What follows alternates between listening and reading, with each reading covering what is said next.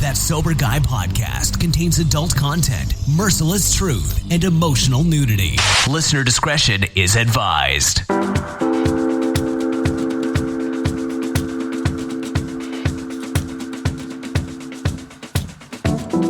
Hop on hit, so it's time to go home. No goodbyes, just sneak to the road. I'll spin around you.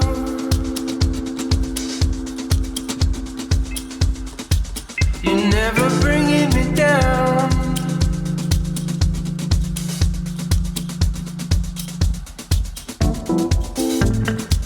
Yo, what's up? Thank you for tuning in today. Thanks to Humans for bringing us in.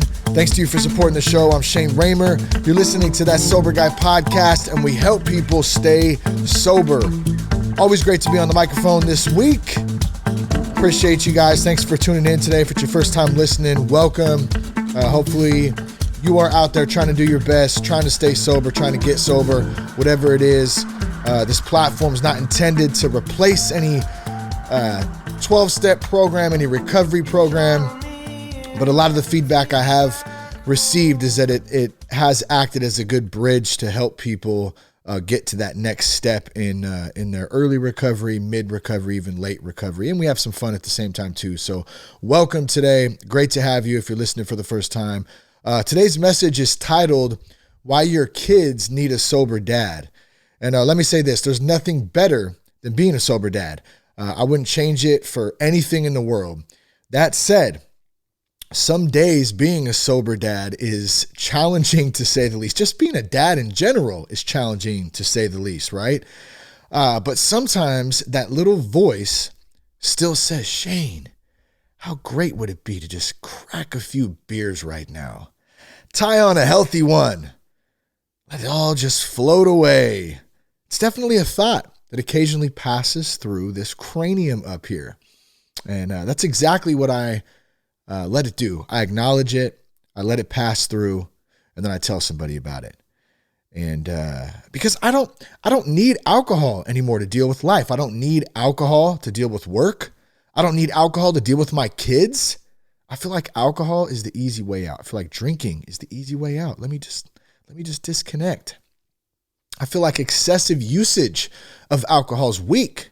Weak sauce? I do. I feel like there's an intention to weaken families and disconnect fathers from their kids through alcoholism and addiction. And it's time as men we step up, straight up. Now, I'm not talking about the occasional have a glass of wine with dinner dad or the occasional beer or two after a long Saturday at working in the yard. There's many dads out there who can have a beer, have a glass of wine every now and again and be very fine with it. Alcohol is a tool. I'm not talking to those dudes or those people.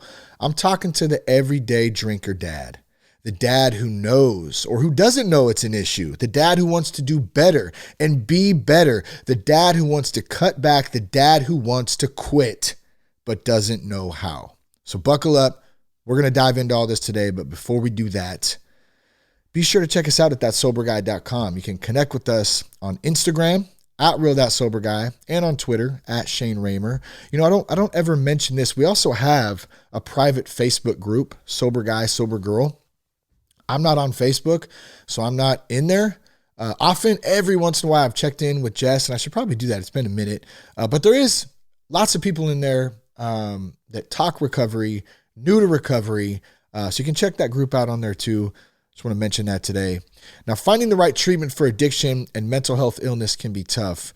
And that's why we've continued to partner with Foundations Recovery Network. They stay true to their mission. They have high ethical standards. They have treatment in a nationwide network, both residential and outpatient programs. They've built the industry's leading research and outcomes program. And they're going to definitely fulfill each commitment, not only to the patients, that's a given, but also to their loved ones. How important is that? The families. Oftentimes families, the spouses, the kids, moms, dads, they get overlooked in this process of helping the person who's immediately struggling with the addiction or the alcoholism or whatever specific thing it is that they're going through in life.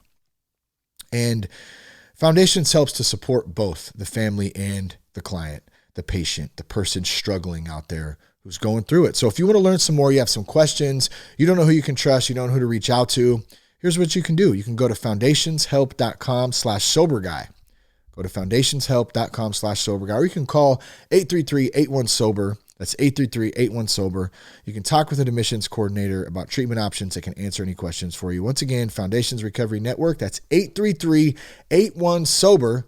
Give them a call or go to foundationshelp.com/soberguy. Did you know? We got a course. It's called How to Navigate the First 90 Days of Sobriety. Myself, a few doctors, some other friends in recovery, we got together. I just kept getting tons of questions about what do I do in my first week, my first 30 days, first 90 days, first new to recovery, basically. Now, here's the thing. I don't have all the answers. I can't help you and tell you you should immediately do this and do that. There are certain things, though, that have worked for many, many, many people, including myself and many other people out there. I feel like certain things work for some people, not for others, to each his own.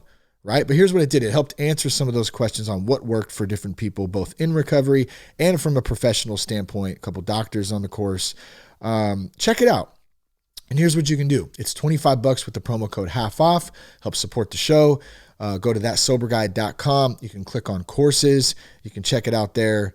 And it's not designed as a replacement. It's not. It's designed to assist you in recovery. Have some good conversation or listen to some good conversations. There's a ton of podcasts on there in the bonus section too. So check it out.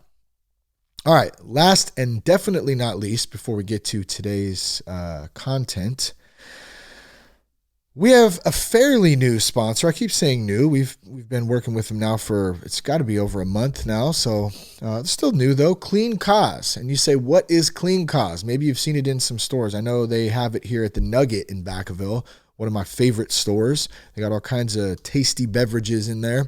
But Clean Cause is an organic, sparkling yerba mate energy drink. It's rich in minerals, amino acids, and naturally occurring caffeine. There's only 30 calories per serving. And you got 4 flavors: peach, raspberry, lemon lime, and blackberry. And let me tell you, I like all the flavors. I think raspberry or blackberry probably my favorite, but the peach, the lemon lime are great too. And you get a crash-free energy boost. Now here's the best part. Not only do they taste great, you get some energy, get a little pick-me-up. 50% of all Clean Cause drink profits support recovery from alcohol and addiction. To date, Clean Cause has granted over $400,000 in sober living scholarships. I'll have to get an updated total on that because I know it's quite a bit over that. It's probably over 415 or 430 now, just to throw a number out there, a guess. But that's a lot of money. It's a lot of support. It's a lot of people getting some help that they need in sober living scholarships from a great cause, and that's why we decided to partner with Clean Cause. So you can get a case shipped to your house every month if you want. Get something good to drink and help support. Get 20% off your first order by going to www.cleancause.com. Enter the promo code SOBERGUY and get 20% off your first order. All right, why do your kids need a sober dad, or why your kids need a sober dad? It's kind of an interesting question, huh? I love being a sober dad. Like I said in the intro, it's challenging some days. But as many of us know, as many of us grew up, alcoholism or excessive drinking is very common in many homes. Not only does it affect the person who has the drinking problem, it affects the whole family, including the children, including the kids growing up. They see this stuff. I'm a firsthand product of that. I haven't been shy about sharing my own challenges and ups and downs of not only my recovery, but also if you get back into some of the earlier episodes of my childhood. And me, along with thousands and probably hundreds of thousands of other people out there, have grown up in some type of environment like that. But someone with an addiction to alcohol may be consistently intoxicated.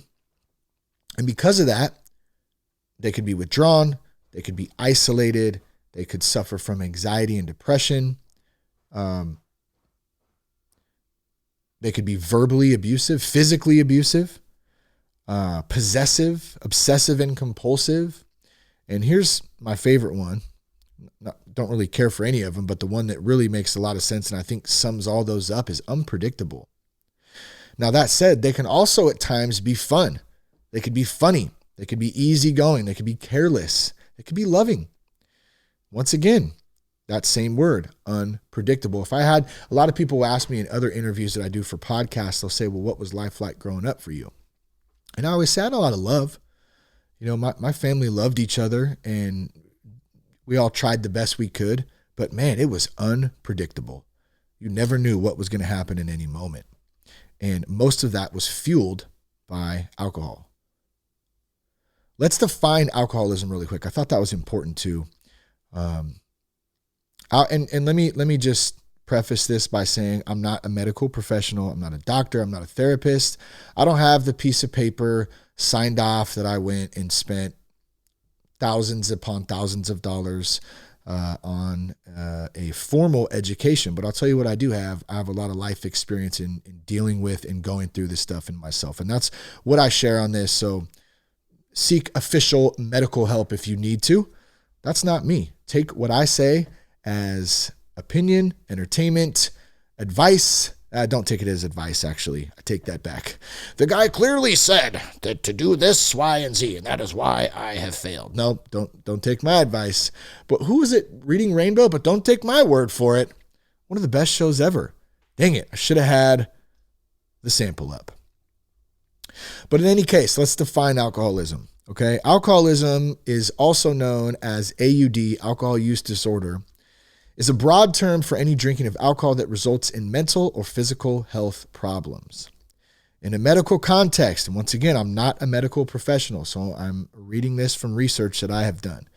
Alcoholism is said to exist when two or more of the following conditions are present. A person drinks. So think about this real quick. If you're listening to this and you're wondering, how do I know if I have a problem? Or you're wondering, how do I know if my spouse has a problem, my loved one? My husband, my son, my daughter, a friend. Here's some ways you can help start to kind of peel some of that back.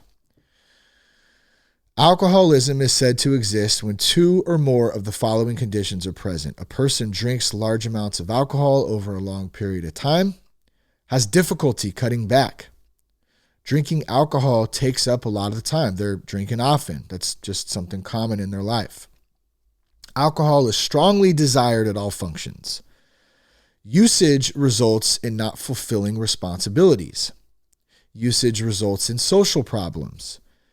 Usage results in health problems or participating in risky situations. Withdrawals occur when stopping. And alcohol tolerance has occurred with use. So over a period of time, you build up a tolerance. It takes more and more to get intoxicated. Although, you know, the weird thing about that is I know people who have had very long drinking careers and they've drank for so long, it doesn't really take much to get them intoxicated anymore. And it's not even so much intoxicated as that's who they are. So if they don't have the alcohol in them, they're one way, and then as soon as they get a little bit in them, it automatically changes them it morphs them into this super hero of alcohol.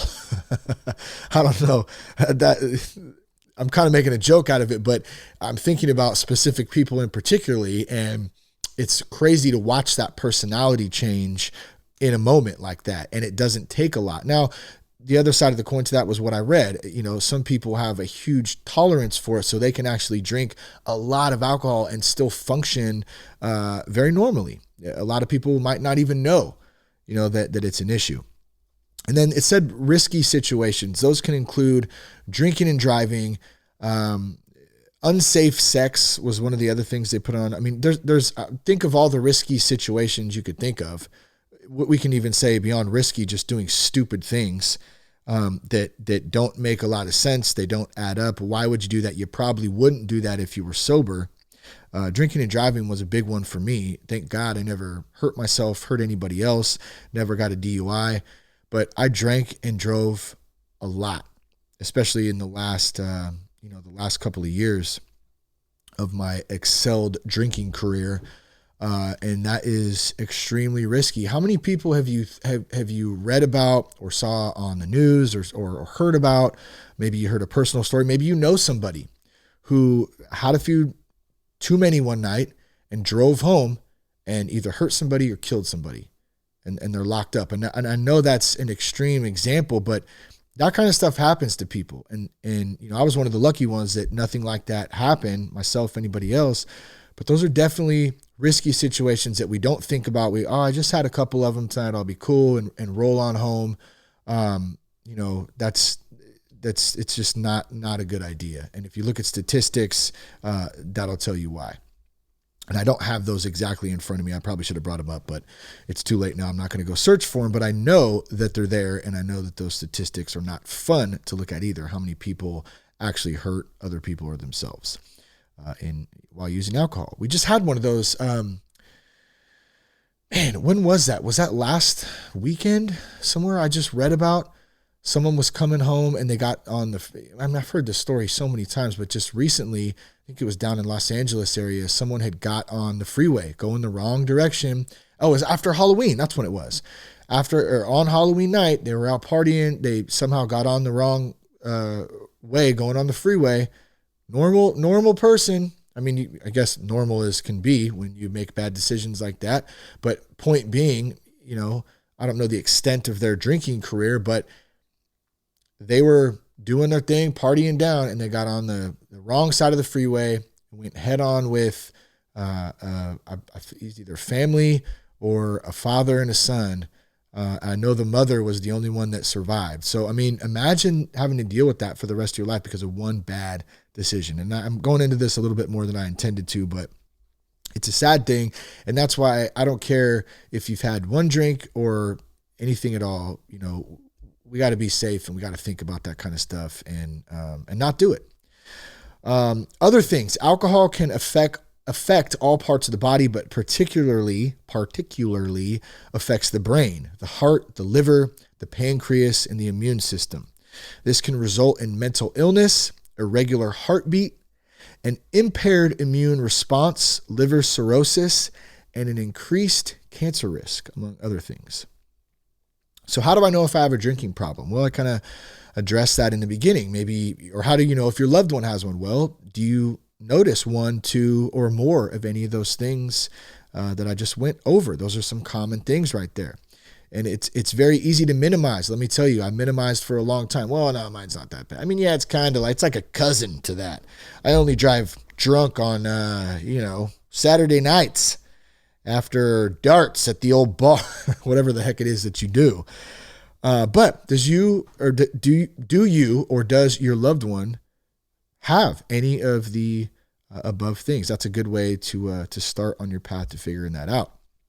Now, it's estimated that 1 in 4 children in the United States is exposed to alcohol abuse in the home. 1 in 4 children is exposed to alcohol abuse in the home. I was one of those 4. Maybe you were one of those 4. Maybe somebody you know was one in the 4. Children of alcoholics are 4 times more likely to grow up to be alcoholics and have struggles with alcohol dependence, alcohol addiction, substance use disorder, whatever you want to refer to it as. I get confused in it myself these days, the terminology, the verbiage, but they were 4 times more likely to grow up and have an alcohol problem when compared to the general population, the children of alcoholics, that was. And it's estimated that 43% of Americans have a close relative. Do you have a close relative? Do you have somebody that you know, close to you, a friend, a relative, an uncle, an aunt, mom, dad, brother, sister, whoever, who has an alcohol problem? 43% of Americans, that's almost half the population, have a close relative. This number also includes spouses who are alcohol dependent. So here's the question. Here's the topic of today's show. And you're probably wondering, why are we going into this without we're talking about sober dads? Well, we are. But I want to give you a little background about some of the stats and some of what we're dealing with on a larger scale as far as children growing up in homes where alcohol is a main factor. Because I feel, and I don't just feel, I see, it's such a normalized thing in our culture, in our society. It's legal. There's a liquor store, there's a grocery store, there's somewhere you can buy booze on every block all over the place. And I'll be very clear about this. I'm not demonizing alcohol.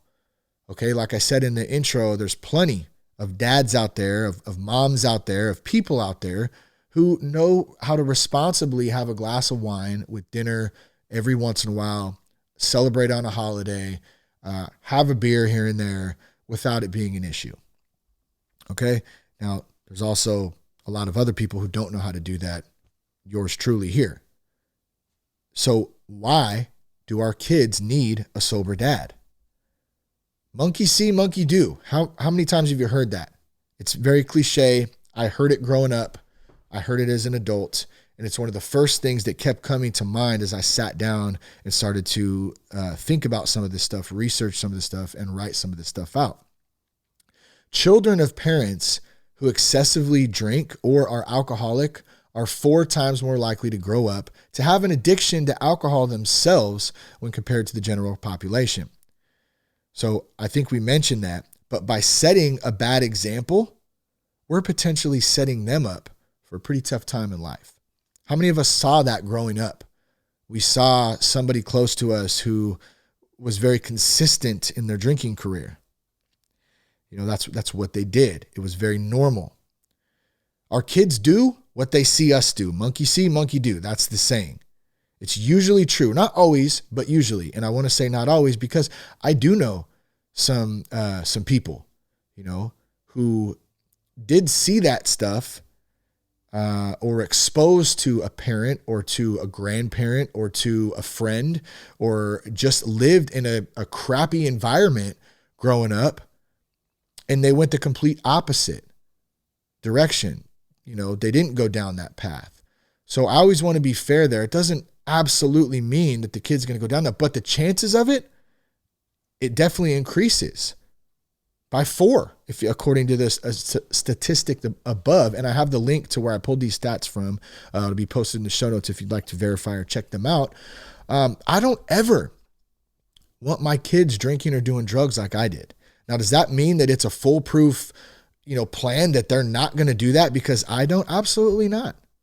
Absolutely not. They have free will. They have their own choice. But I'm going to lessen the chances as much as possible by setting a good example of my relationship with substances. And that includes sugar for me. And I'll tell you what, I don't do the best job at that right now, but at least it ain't cocaine. At least it ain't vodka and Red Bull. You know what I'm saying? So I'm kind of lessening the fact and trying to make a joke out of it, but that's important too. I want my kids to see me eating as healthy as possible. I'm not saying I ain't going to have some cake every now and again. Dude, I love pumpkin pie. I'll crush a whole pumpkin pie this Thanksgiving and Christmas and in between with a bunch of whipped cream on it. I love that stuff. But it's all about in moderation, right? Whether we're talking about pumpkin pie or whether you're talking about somebody who can responsibly have a beer. And that's the issue here. That's the issue. Setting good examples, talking to our kids about this kind of stuff, about setting boundaries, about the relationship with food, drugs, alcohol, all that stuff. Okay. And obviously there's a time and a place for that too, depending on age, where we're at, all that stuff. But I watched my father drink as a kid. My whole life. It's all I can remember. And I'm not saying anything that anyone else doesn't know. That's a whole separate thing in itself. I'm not going to get into it in this episode. I love my dad. He's doing the best he can. I said I would never drink. Okay, I said after watching him, I said I'm never going to do that. I remember clearly me and my homies on Newport Circle and Summerfield Drive talking about that as kids, probably 11, 12, right around there, 13 even. Man, we're never going to smoke. We're never going to drink. We'll never do that stuff. And by the age of about 15, I was starting to smoke and drink. And by the age of 32, I was on my way to rehab for a 17-year alcohol and drug addiction, right? That's crazy right there. But I saw growing up. I'm not placing blame right now either. I had a choice. I chose the path that I chose. That's on me. But was there influence there? Sure there was. I think a lot of it was subconscious even. We get things ingrained in us. And not, my homie Shane and I, the two Shanes, went on a nice walk early this morning. We walked up Wyckoff, and Shane's a great dude. I know he listens to the show sometimes. Got mad love for that guy. And we have some good chats. And we were walking up this morning, and we were kind of talking about that, about the freedom of choice. We have free choice on that. And I totally just lost my train of thought now too. I had another point that I was going to say. Was it the blame thing? Was it the choice? Was it on me? I can't remember now. I totally lost it, and I hope it comes back to me because we had a good chat this morning. Anyways, hey, shout out to Shane, my homie. Love you, brother. But I don't think it's a coincidence that I have an addiction problem and the fact that I was exposed to that stuff as a kid. Oh, that's what we were talking about. Oh, thank you, Jesus. I remember. We were talking about unwinding. Like a lot of this stuff is not about learning. It's about unlearning. I've had some good conversations with my buddy TJ Woodward on the podcast about that too, because he talks a lot about that. He has a couple books out and is the creator of Conscious Recovery. But there's a lot there that talks about unlearning stuff. The things we learned as a kid, some of them very subconscious that are ingrained in our minds. How do we unlearn those things? Number one, how do we recognize them first, right? How do we acknowledge them? And then how do we start to unwind that ball, that spider web of stuff that a lot of the time we don't even know existed? But back to the people say, well, that's a coincidence or that just happens sometimes. I don't think it's a coincidence that I have an addiction problem, to the fact that that's a lot of what I saw growing up, the unpredictability, a lot of crazy stuff going on, and the normalcy bias of alcohol being around as a kid. And that's not just from my family. I'm just talking about in general too. Just, it's very normal. It's a very normalized thing to drink. So monkey see, monkey do, right? We're coming back to that again. We're coming back to the subconscious thing. I was conditioned to think, to act, to feel a certain way without even knowing it a lot of the time. I didn't realize it. But I think for me, at some point towards the end, I wanted to change.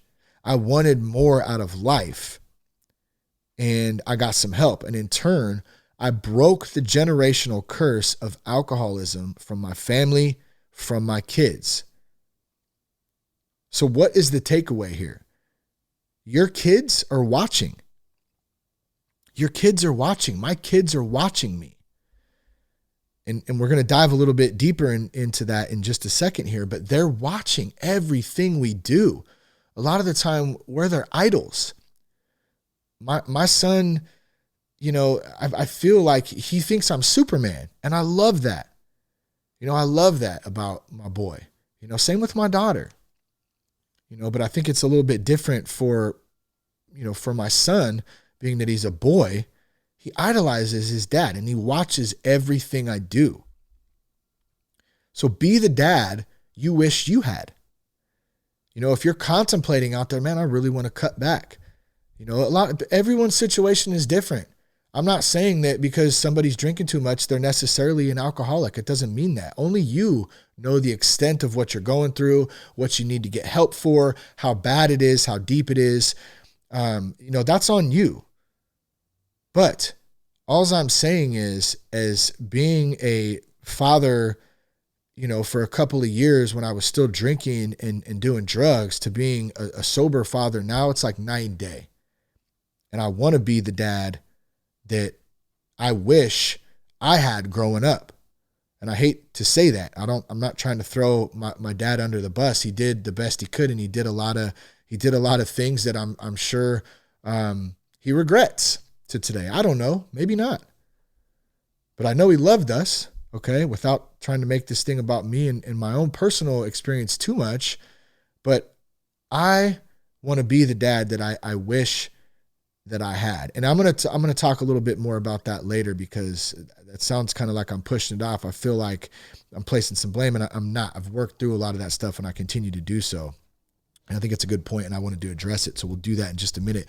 But first, oh, no, I already did that. I was going to do our sponsor plug again, but we'll give a little love to Clean Cause again. I had it on the show notes here once again down, but I'm going to take a quick drink because my throat's tightening up a little bit.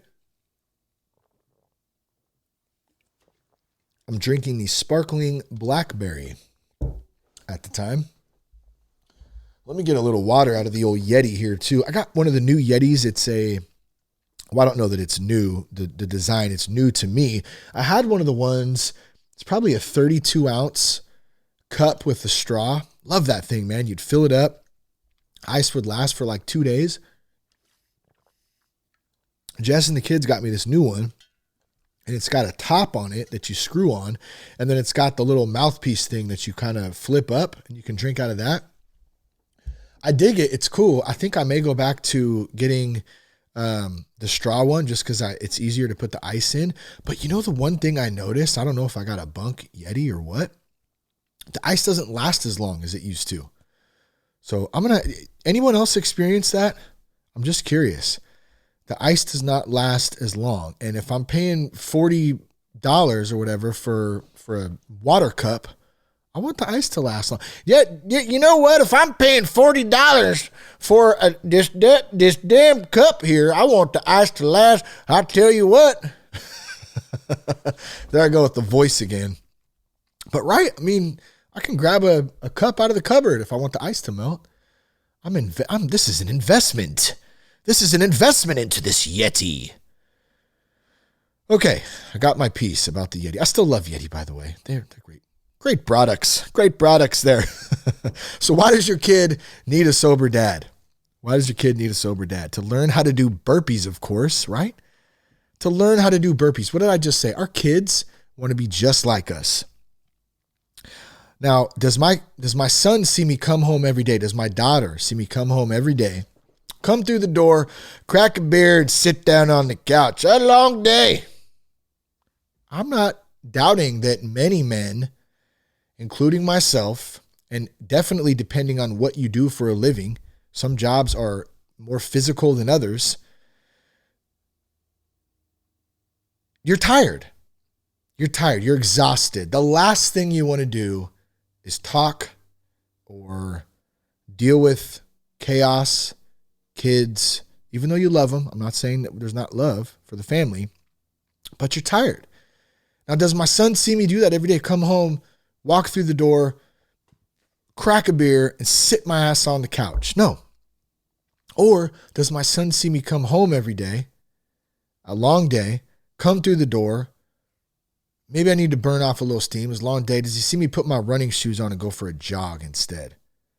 Not only does a good workout help you physically, it also helps you mentally and emotionally as well. And I'm not playing the game here as I'm better than you or you're better than me or someone's better than other, because I'm just pointing these things out. So let me be clear about that.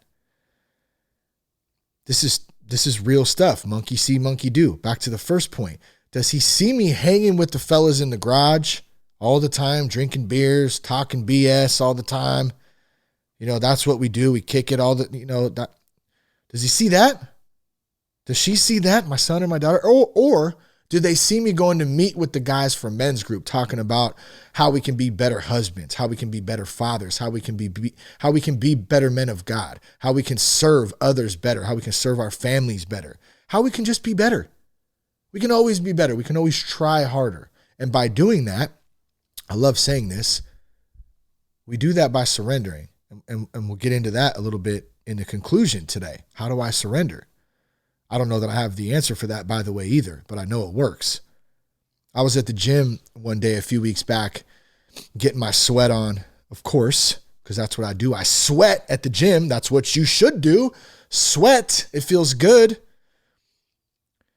Cash comes with us to the gym a lot of the time.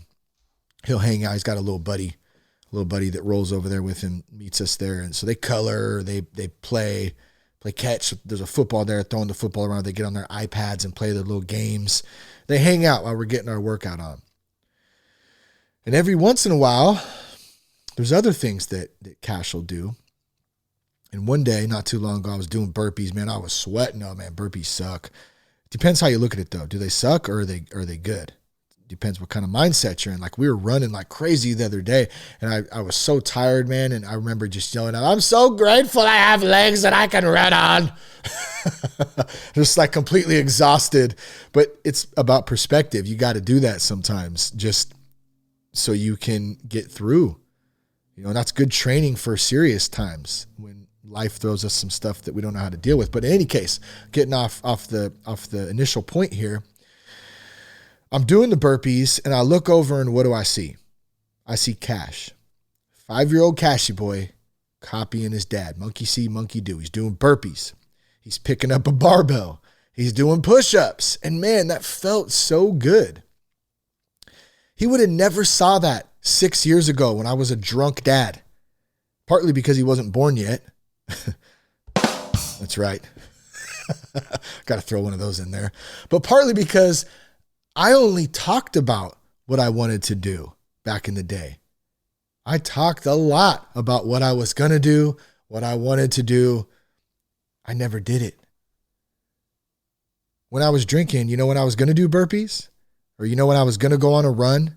Or when I was going to do a push-up, or when I was going to be a good example for my kids, or when I was going to start a business or start a podcast, or when I was going to start a band, or when I was going to see a counselor for my marriage, or when I was going to look for a new job because I hated the one that I had at the time, or when I was going to quit drinking. You know when I was going to do all that? I was going to do it tomorrow. I'll do it tomorrow. I'm going to do that tomorrow. I'm going to start that band tomorrow. I'm going to look for a new job tomorrow. I'm going to, you know what? We need to get some counseling for our marriage. This is really tough. I don't know how to be a good dad. I don't know how to be a good husband. I'm going to do that. I'm going to do it tomorrow as I sit there and peel back, you know, my 17th Mickey's or whatever. I don't think I ever got to 17, maybe occasionally. Those Mickey's wide mouths, man, those will do it to you. Trying to figure out the puzzle on the cap about 6 deep, following all. I think I put a ball in the box and right? You know what I'm talking about. Those of you who slammed some Mickeys back in the day. But I was going to do everything tomorrow. I was going to do it tomorrow. And then guess what? Tomorrow would come and I'd still be drinking. And I'd do nothing. And then a week would go by and I'd still be drinking. Then a month would go by and then a year would go by. And I'd do none of it, and I'd still be drinking. Haven't saw a counselor, haven't looked for the new job, haven't started a podcast, haven't done a push-up, haven't done a burpee. I'm fat and out of shape and pissed off at the world. I mean, I hate my job. That is what it got to for me by the end. You know, I was in the same place a year later that I said I was going to fix tomorrow. This is why your kids need a sober dad. They need a dad who takes action. They need a dad who says he's going to do something, he's going to do it, that they can rely on. A dad who leads by example. And let me state this, not a perfect dad. I am so far from a perfect dad. I am the least thing furthest from a perfect dad. I'm a much better dad though today since I gave that crap up, since I started putting in work on being a better father, a better husband, better person. I have to put the work into that and I got to want to do it. Nobody could tell me, hey, you need to do that. You know what? This is a great example here too. Someone told me a while back, I needed to quit cursing. If you're going to do X, Y, and Z, you're going to need to cut that out on the podcast. And I already knew that was true at the time, but nobody was going to tell me what to do. I ain't doing that. You know, it has to happen when the time is right. And, you know, God's doing some work in me now where I'm starting to work on that. My language, how I talk to people, anger, frustration, the words that come out of my mouth are weapons. You know, how I don't need to drop F-bombs every other word to get my point across. You know, and it's not about me saying, hey, I'm better than you now because I don't curse anymore. I still do sometimes. I'm just trying to work on it and be conscious of it. Okay. And the only reason I'll bring this up because it's the same concept, the same analogy. You can take it and apply it to being a dad. I'm not perfect at it, but I'm trying. I'm trying to do my best to stay fit mentally, physically, emotionally, all that stuff. If your kids see you being active in bettering yourself, in serving others, in serving their mother, and serving God, in not bringing alcohol and drugs around, they're going to be just like you. They're going to attempt to be just like you. Does that mean they're going to be exactly like you? No, they got free will. They have their free choice. But like I said before, I'm going to give them every opportunity possible to lessen those chances of going down that path in a society, in a culture where it's glorified, it's praised, it's made to look as cool, being, doing drugs, drinking, partying, that kind of stuff. I don't want that for my children. I don't want that for my kids. And I at least want to give them a shot to have the knowledge, the wisdom, the experience, the example to make that choice for themselves. And I hope and pray to God that they make the right choice. So why else do your kids need a sober dad? Well, maybe you didn't have one. Maybe you didn't have a sober dad. Now, I know this doesn't apply to everyone, right? But how many of you listening out there right now didn't have a sober dad? Do you ever think that, man, what would have been like if I had a sober dad? Would have been different. What about this? We could have done that. I wouldn't have done this. All those thoughts are normal, by the way. I do too. We're right here, right now. And this is right where we're supposed to be, whether we like it or not. And the faster we recognize that and surrender to it, the faster we can move ahead and start being the men of God that we're supposed to be, that God designed us to be. Instead of going, what if? What if my dad did this? What if he did that? The blame game, the victim mentality. I didn't have a good role model. I didn't have anyone to lead me. Like my buddy Pastor Tim said in a different podcast that we did recently, he said that's a cop-out. Straight to the point. I asked him that question. What about if you didn't have a good role model growing up? He said, that's a cop-out. And I went, I guess you're right. Don't disqualify yourself because you didn't have a good role model. Don't disqualify yourself because you didn't have a good role model.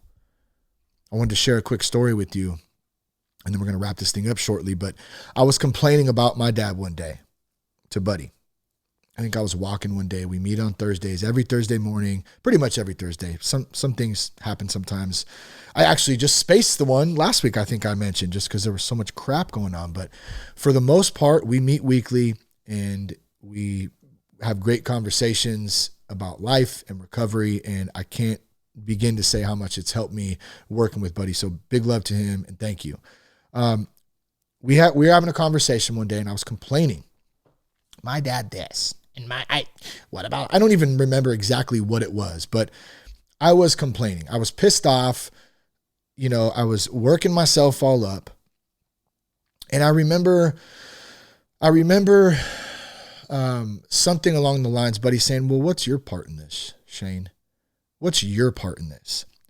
And I went, well, so I want you to think about something out there listening right now. If somebody's done something to you that has hurt you or broke you or made you upset or you haven't been able to forgive them, it may be something very serious to something that's kind of goofy. You're just having a hard time getting over it. How can you ask yourself, what is your part in this, right? It seems counterintuitive. And that's one of the things we've been talking about lately too, is everything is counterintuitive because we're taught certain things at certain times in our lives. And a lot of the time they're not right or they don't make sense, or we're taught to do things one way. I'm supposed to push instead of surrender, And so I had to ask myself, I was complaining, my dad this, my dad that. And he said, well, what's your part in this? And I said, well, what do you mean? And I remember as clear as day, he goes, you know what? Your dad will never live up to your expectations. And that's your problem. And I said, dude, it's kind of like a slap in the face right there, right? I thought I was the victim. I thought I was the one that had gone through this and gone through that growing up, and I didn't have a fair shot. I think a lot of us in our lives look at life like that. And that's a whole nother topic of discussion right there on a society and culture issue, the victim mentality that is imposed on us, and a lot of us are programmed to think. We're not victims. God gave us free will. God gave us a choice. But Buddy said, you'll never live up to your expectations. And I went, man, I guess you're right. He's doing the best he can. He did the best he can. Do I think it was perfect or great? Or is there things maybe I would do different? Sure, but that's my opinion. Do I need to walk around with the big V on my head for victim anymore? No, I don't need to do that. That was a turning point for me in that moment. And then you know what he said? He said, how about all the men, all the good men that God has put in your life to help fulfill the gaps that your father can't fill? And how about on top of that, how about God the Father, who was put into your life since the day you were born to fulfill every single need that you have in this life? How about that? And I went, wow. Yeah, got a point there, buddy. I know Buddy's probably loving this right now too. I'm making him sound like a wizard, but he is. He's got some good stuff, man. He's got his own walk and his own things he's been through and his own work that he does. And I love that. And that's why it's important to have a mentor, to have a sponsor, have a pastor, have a friend, whatever that looks like for you. And you can have multiple.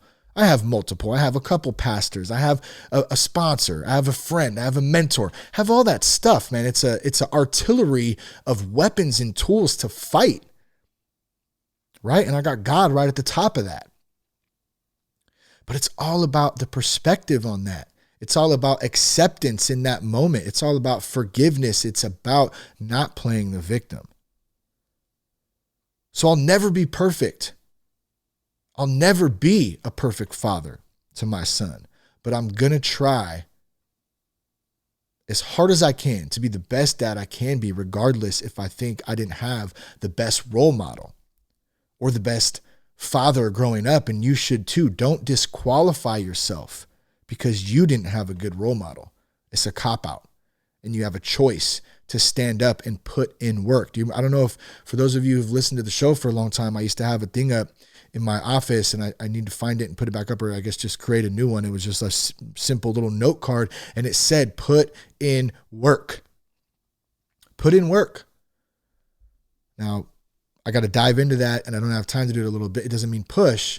It doesn't mean try so hard that you can't handle life, but it means we got to show up. And my favorite thing, one of my favorite things is just show up and God will do the rest. Show up to the meeting, show up to the men's group, show up to the meeting with your sponsor, show up for your family every day, show up to church, show up to your men's group. Did I already say that? I don't know. Show up wherever, show up to your work, of course. Show up. Don't set expectations. Show up to being a sober dad. Or at least if it's not something that you think that it needs to go full blown and just, because I know there's, like I said, there's a lot of different levels of it. Maybe it's just something you're a dude who's listening to this, or someone listening to this who just wants to cut back. Show up to being a dad who takes responsibility for actions and says, hey, I need to cut back a little bit on this tool of alcohol I've been relying on to deal with life. Because there's many, many other outlets out there that are healthy, from burpees to men's groups to mentors to anything, name it. There's a whole list of them. I'm not going down them again, but they're out there, and you got to just show up.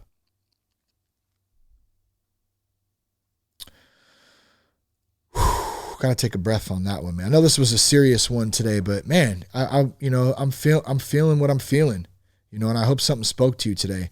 I think if we wrap this thing up and try to put it's definitely not a neat little bow, but maybe we'll put a bow on it.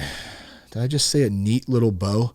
Oh man, it's like every podcast now I find myself saying these things that I never ever thought I would say, like neat little bow. Please don't ever let me say neat little bow ever again. That's the last time I will say neat little bow. Okay? Why do our kids need a sober dad? Excessive use of alcohol robs us of the opportunity to be the men, the husbands, and the fathers that God intended us to be, plain and simple. Our kids need to see us as leaders of the house. They need to see us treating our wives, their mothers, of course, with respect and honoring them, treating our own mothers with respect and honoring them, our fathers with respect and honoring them. They need to see us putting in work to be better, just showing up. They need to see us. Monkey see, monkey do. They also need us to recognize when we screw up. They need to see us admit to it. Say we're sorry. Hey, bud. Sorry, Dad got a little upset right there. It's my fault. It's not going to happen again. And it might happen again. I'm not going to lie and say I haven't said that before. Got upset before. I'm going to try harder next time, though. I'm going to try harder. And they see that. They soak that stuff in. We can sit and tell our kids stuff all day, but it's what they see is what they do. Dads are the backbone of the family, and we all need to step up and recognize it. We need to put in the work every day to be better. And here's the kicker. Here is the kicker. We do this by surrendering 100% to God and allowing God to work through us by serving others, starting with our families and outward from there. You can do it. It doesn't have to be perfect. Do your best. Just show up. I hope something spoke to you guys today. I love you guys. Thank you for tuning in. Share the podcast with a friend. I would love that. Leave us a review on iTunes. Check us out at thatsoberguy.com. Connect with us on Instagram at realthatsoberguy, at Shane Raymer on Twitter. Peace, love, and respect. Keep your blood clean.